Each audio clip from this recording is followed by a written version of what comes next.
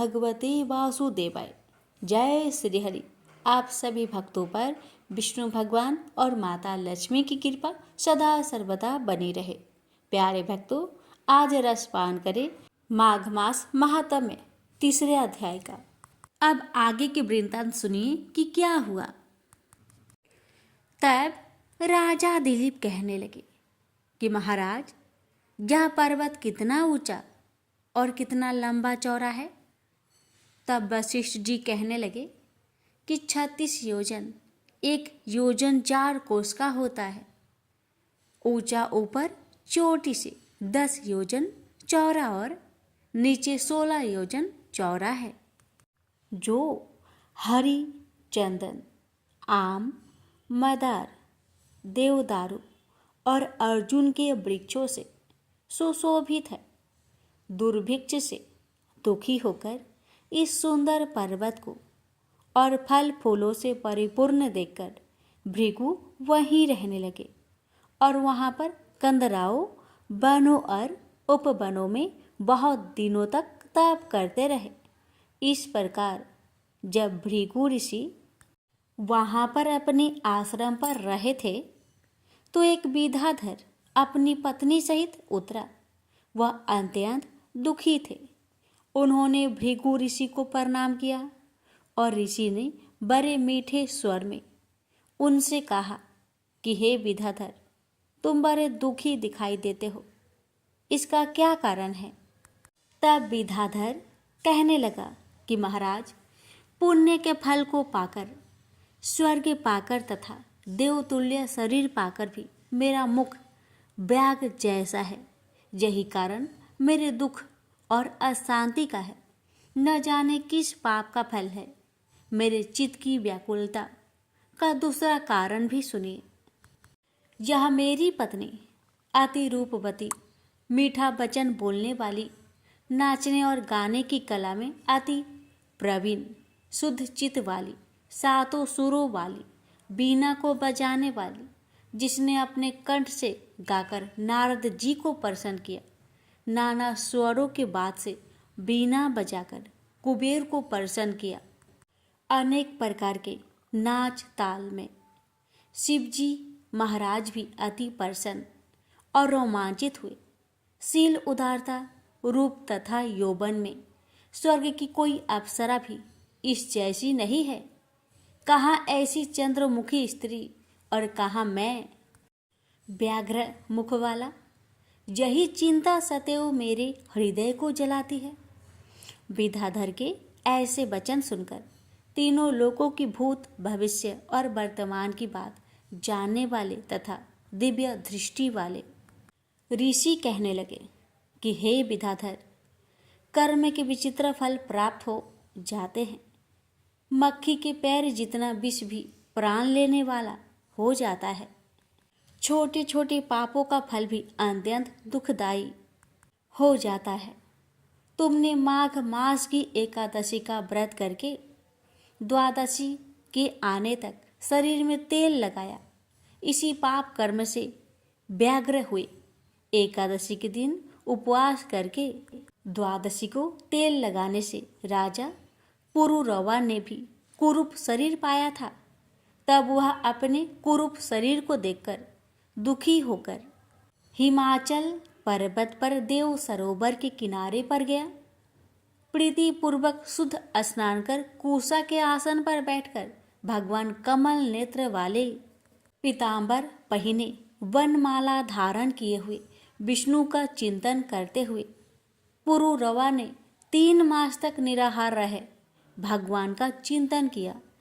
इस प्रकार 7 जन्मों में प्रसन्न होने वाले भगवान राजा के 3 महीने के तप से ही अति प्रसन्न हो गए और माघ की शुक्ला पक्ष की एकादशी को ही प्रसन्न होकर भगवान ने अपने शंख जल से राजा को पवित्र किया। भगवान ने उसके तेल लगाने की बात याद दिलाकर सुंदर देवताओं सा रूप दिया, जिसको देखकर उर्वशी भी उसको चाहने लगी और राजा सुकृत्य होकर अपनी पुरी को चला गया। भृगु ऋषि कहने लगे कि हे विद्याधर, इसलिए तुम क्यों दुखी होते हो?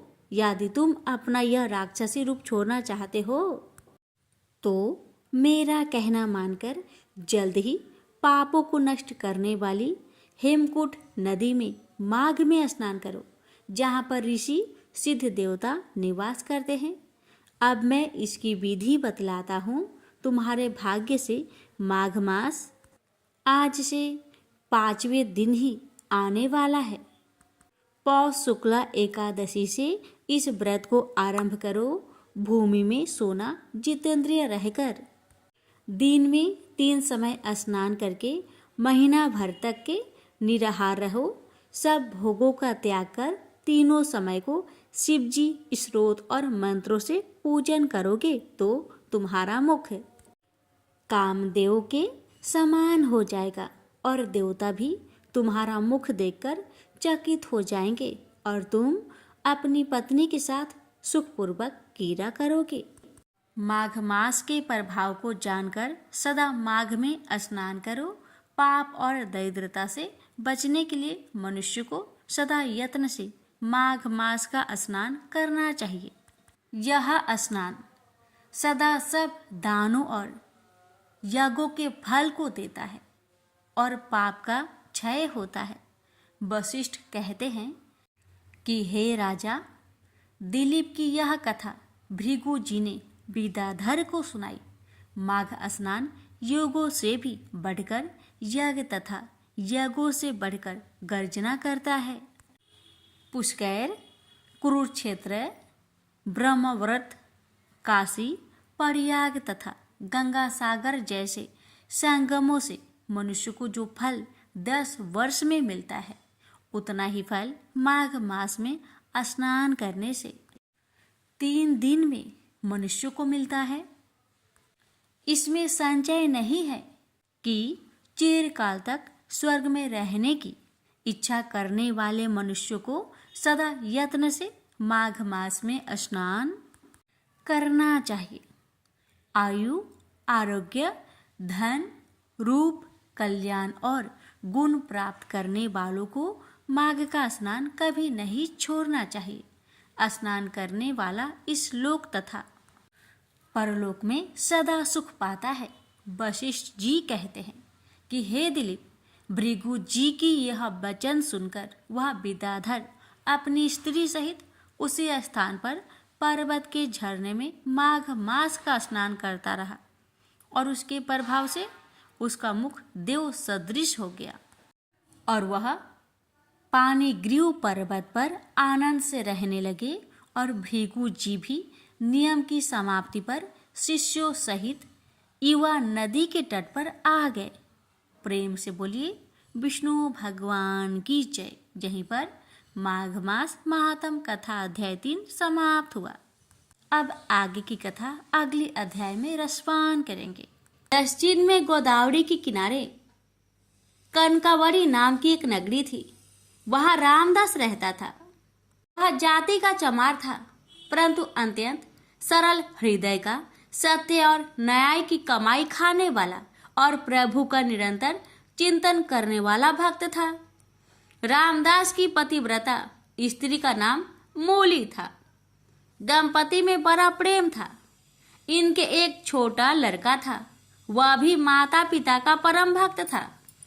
तीनों प्राणियों के पेट भरने पर जो पैसे बचते, उनसे रामदास अतिथि की सेवा और पीड़ितों के दुख दूर करने का प्रयास करता। वह समय समय पर भगवान नाम का संकीर्तन सुनने जाया करता। कीर्तन में सुनी हुई यह एक पंक्ति, हरि में जैसो तैसो बस तेरो, उसे बहुत प्यारी लगी और उसे कंठ स्थल हो गई।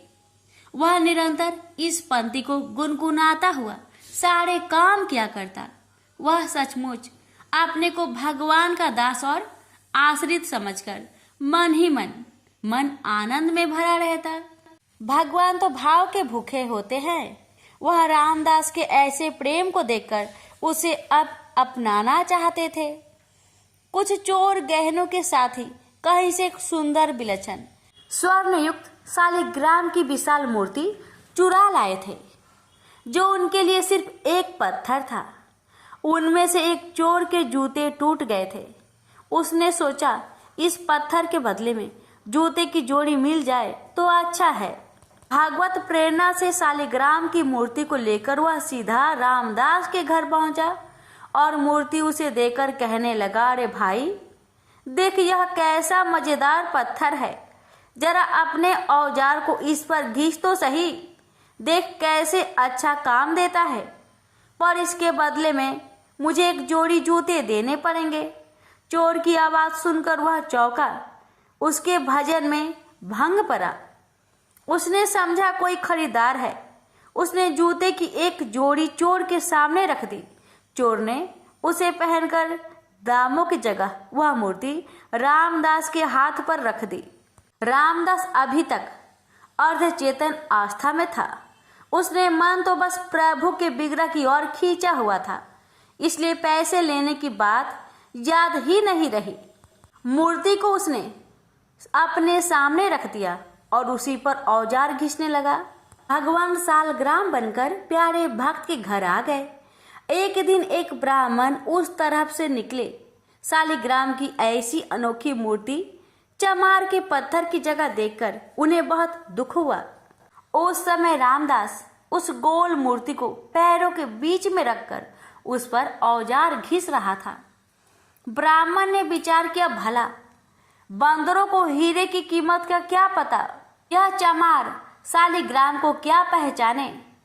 उन्होंने मूर्ति खरीदने का विचार कर नजदीक जाकर उससे कहा, भाई आज मैं तुमसे एक चीज मांगता हूँ, तू मुझे देकर पुण्य लाभ कर। यह पत्थर मुझे बहुत सुंदर लगता है, मेरे नेत्र इससे हटाए नहीं हटते।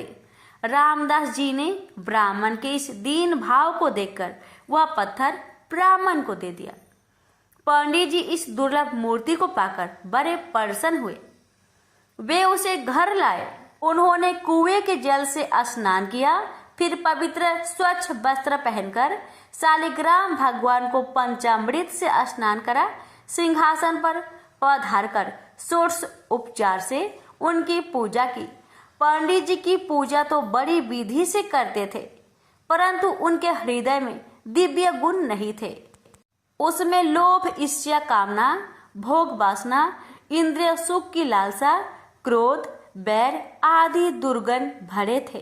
रामदास अशिक्षित था, परंतु उसका हृदय बड़ा ही पवित्र था। उनके मन में लोभ, इच्छा, भोग इच्छा, क्रोध और बैर आदि का नाम निशान भी नहीं था।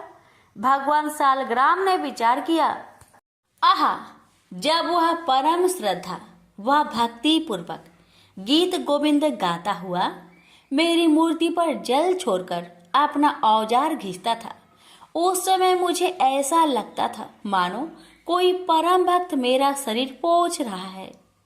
जब वह मेरा नाम संकीर्तन करता हुआ मूर्ति को पैर पर रखकर उस पर चमड़ा रखकर काटता था, तब मुझे ऐसा लगता मानो मेरे अंगों पर कोई भक्त चंदन कस्तूरी का लेप कर रहा है। अवश्य ही उसको मेरे यथार्थ स्वरूप का ज्ञान नहीं है, परंतु उसने अपनी सरल विशुद्ध निस्वार्थ भक्ति से मुझे बस में कर लिया। मैं जैसा विशुद्ध और निस्वार्थ भक्ति से बस होता हूँ, वैसा दूसरे किसी साधन से नहीं होता। ब्राह्मण की पूजा सच्ची नहीं है, वह मेरा भक्त नहीं है, वह तो अपनी कामनाओं का भक्त है। यह विचार कर भगवान शालिग्राम ने पुनः रामदास के घर जाने का निश्चय किया और रात को स्वप्न में ब्राह्मण से कहा, तू मुझे रामदास के घर पहुंचा दो।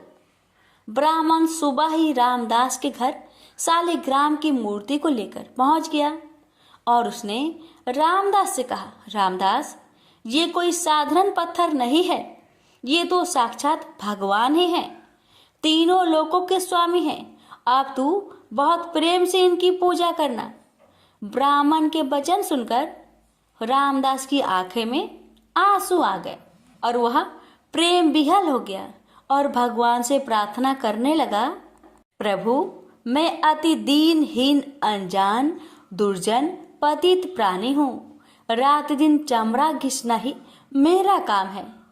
मुझ में न सोच है न समझदार, मुझसे नीच जगत में और कौन होगा। ऐसे पतित पर भी प्रभु ने कृपा की। अब रामदास दिन और रात भगवान के प्रेम में कभी रोता और कभी हंसता तो कभी नाचता। अब तो उसे एक ही रट लग गई, नाथ अब मुझे दर्शन दो। पहले तो मुझे पता ही नहीं था, पर आपने ही मेरे हृदय में ये आग लगाई है। मैंने तो ना पहचान कर आपकी मूर्ति का निरादर किया, पर आप मुझे नहीं भूले और ब्राह्मण के द्वारा अपना स्वरूप बताकर मेरे घर आ गए। यदि दर्शन नहीं देते थे तो ये सब क्यों किया। एक बार अपने सावड़े सलोने चांद से मुखड़े की झांकी दिखाकर मेरे मन को सदा के लिए चुरा लो। मेरे मोहन, करुणा की वर्षा कर दो इस कंगाल पर। एक बार दर्शन दो और मुझे कृतार्थ करो। भगवान भक्त वत्सल है, जो एकमात्र भगवान को ही अपना आश्रय मानकर उनसे प्रार्थना करता है तो उसकी प्रार्थना भगवान तत्काल सुनते हैं। उसके ऐसे दिव्य प्रेम को देखकर भगवान से रहा न गया। वे एक वृद्ध ब्राह्मण का रूप धरकर उसके घर आ गए। भगवान ने उसके घर आकर उसकी विरह वेदना को शांत नहीं किया, बल्कि उसकी विरह वेदना को पहले से भी और अधिक बढ़ा दिया और उससे कहा, अरे भाई, भगवान का दर्शन कोई मामूली बात थोड़ी ही है। बड़े बड़े देवता, योगी मुनि अंतकाल तक तप, ध्यान और समाधि करने पर भी जिनका दर्शन नहीं कर पाते, तुझ जैसे मनुष्य को उनके दर्शन कैसे हो सकते हैं। यह सुनकर रामदास की आंखों से झरझर आंसू बहने लगे। उसने कहा, हे देव, मैं क्या करूं? मुझसे रहा नहीं जाता और मेरा यह दृढ़ विश्वास है कि मेरे नाथ दीन बंधु हैं, दया के अपार सागर है। मुझे वे दर्शन देंगे और जरूर देंगे। पति कैसे ही रंग रूप का क्यों ना हो, पर पत्नी का पति में अटूट प्रेम होता है। ऐसे ही मैं अपने स्वामी के स्नेह को परख चुका हूँ। यूं कहते कहते रामदास का कंठ रुक गया। ऐसे दृढ़ विश्वास व अनन्य प्रेम को देखकर भगवान से बिल्कुल रहा न गया। वे अपने भक्त को अपने से मिलाकर एक करने के लिए छटपटाने लगे। अकस्मात अनंत कोटि सूर्यों का प्रकाश छा गया। रामदास की आंखें मूंद गई। उसने हृदय में देखा, भगवान मनमोहन त्रिभंगी लाल मुस्कुराते हुए मधुर मधुर मुरली बजा रहे हैं और कह रहे हैं, आ मेरे पास आ, कैसा सुंदर रूप है। वह आनंद सागर में डूब गया। अचानक आंखें खुली, देखता है सामने भी प्रभु का वही दिव्य सच्चिदानंद घन विग्रह विराजमान है। रामदास के आनंद का परवार नहीं रहा। उसकी सारी व्याकुलता सदा के लिए मिट गई। भगवान ने उसे अपने में समा लिया और उसने प्रभु के दिव्य धाम में जाकर नित्य पार्षद का शरीर ग्रहण किया। प्रेम से बोलिए, हरे कृष्णा कृष्ण कृष्ण हरे हरे, हरे राम राम राम राम राम हरे हरे। कथा को शेयर अवश्य कीजिए। भगवान आपकी मनोकामना को पूर्ण करेंगे। अर्जुन ने पूछा, हे जनार्दन, यदि आपके तप से कर्म बुद्धि से श्रेष्ठ है तो केशव मुझे इस घोर कर्म में क्यों लगाते हो? मिले हुए वचनों से आप मेरी बुद्धि को भ्रम में डाल रहे हैं। निश्चय करके मुझे बतलाइए जिससे मैं कल्याण को प्राप्त हो। श्री कृष्ण जी बोले, हे निष्पाप अर्जुन, मैं पहले समझा चुका हूँ कि इस लोक में दो प्रकार की निष्ठा कही गई है। एक तो सांख्य वाले का ध्यान योग, दूसरा योगियों का कर्म योग।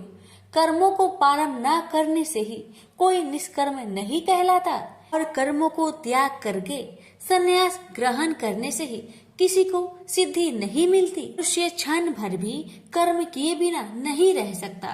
प्रकृति के गुण ही सब मनुष्य को कुछ न कुछ कर्म करने में लगाते हैं। अज्ञानी कर्म निंदियों को रोककर आत्मा चिंतन करने के बहाने विषय की चिंता करता है। वह पाखंडी मिथ्याचारी कहलाता है। हे अर्जुन, इंद्रियों को मन से दमन कर और विषय में प्रवृत्त न होने देकर उनसे कार्य लेता है, वह कर्म योग का अभ्यास करता है और श्रेष्ठ कहलाता है। अपने धर्म के अनुसार नियमित कर्म के करने से कर्म को करना अच्छा है। बिन कर्म किए निमित्त किए जाने वाले कर्मों को छोड़कर जितने कर्म हैं, उनके करने से मनुष्य का बंधन होता है। अतएव तुम फल की इच्छा त्याग कर यज्ञ करने के लिए कर्म करो।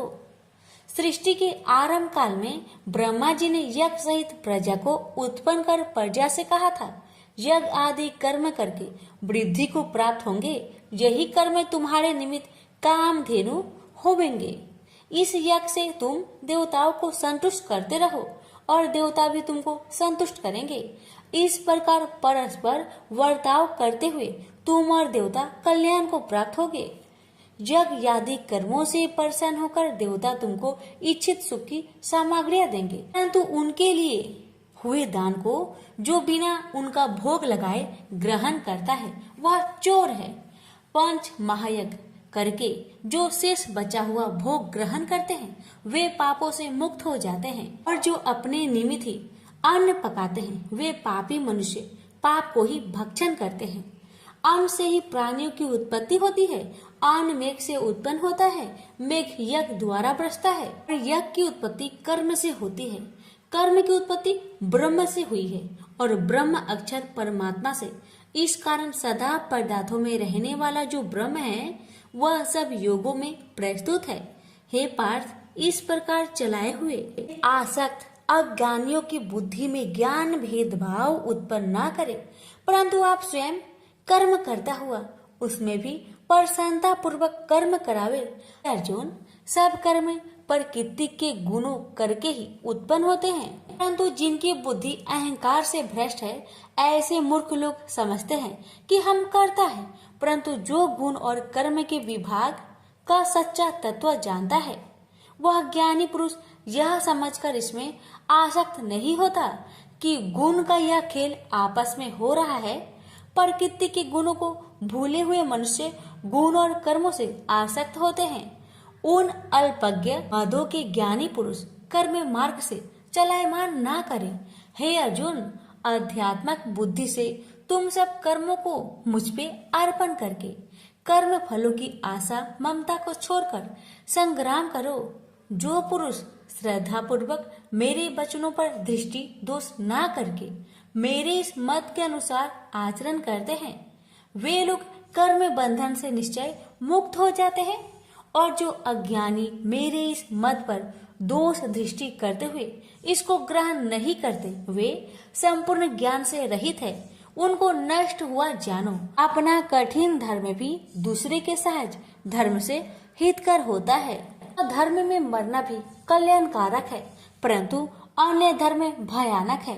अर्जुन ने कहा, हे विष्णु नंदन श्री कृष्ण, पुरुष को पाप करने की इच्छा न होते हुए भी उसे कौन बलात् पाप के मार्ग में प्रवृत्त कराता है।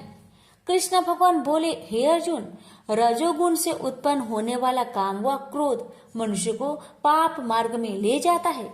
ऐसा करके उत्पन्न इच्छा कभी तृप्त नहीं होती। ये महापापी और घोर शत्रु हैं। जैसे धुआं से अग्नि, धूल से तर्पण और झिल्ली से गर्भ का बालक ढका हुआ है, उसी प्रकार विषय की इच्छा से आत्मज्ञान ढका हुआ है। हे कुंती पुत्र, इस शत्रु काम को मार के ज्ञानियों का ज्ञान आच्छादित हुआ है और सदा अग्नि की तरह तृप्त नहीं होता। इंद्रिया, मन और बुद्धि इस काम के आश्रय स्थान है।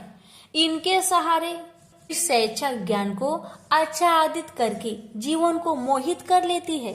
अतएव तुम सर्वप्रथम इंद्रियों को बस में करके ज्ञान और विज्ञान को नष्ट करने वाले इस पापी काम को अवश्य ही जीतो।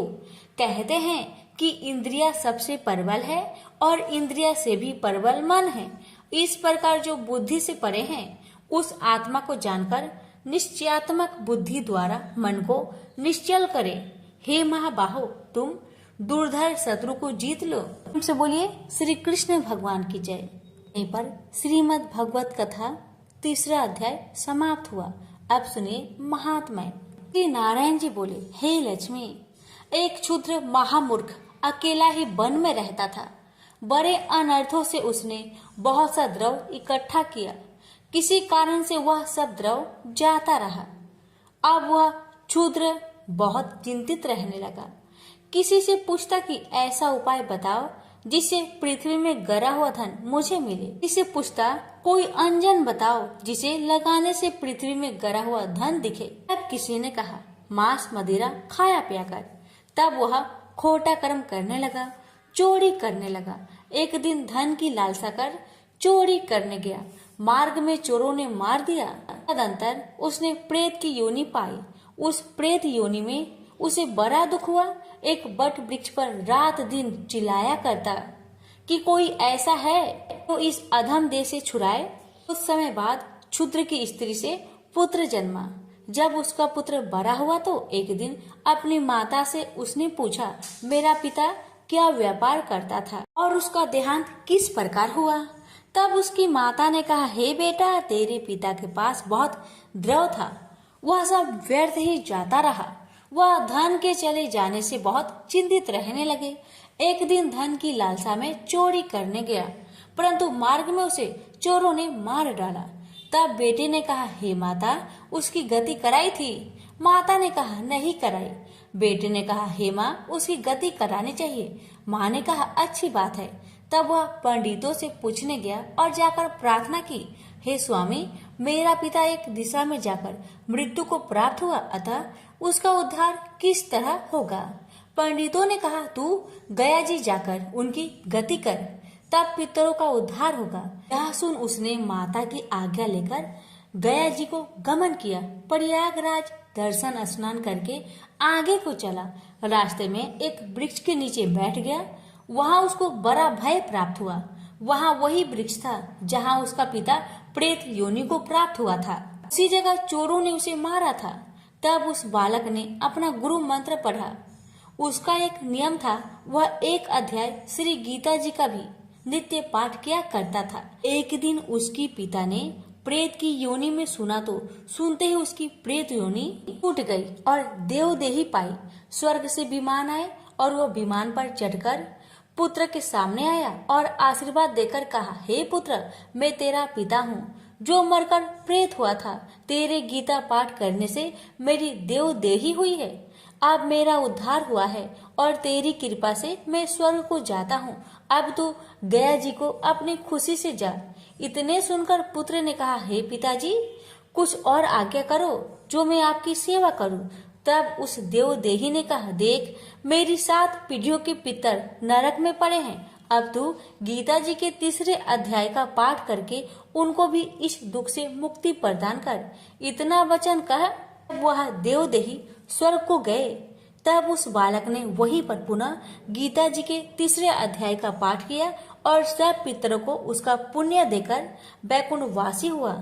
जो प्राणी श्री गीता जी का पाठ करे या श्रवण करे, उसका फल कहने में नहीं आ सकता।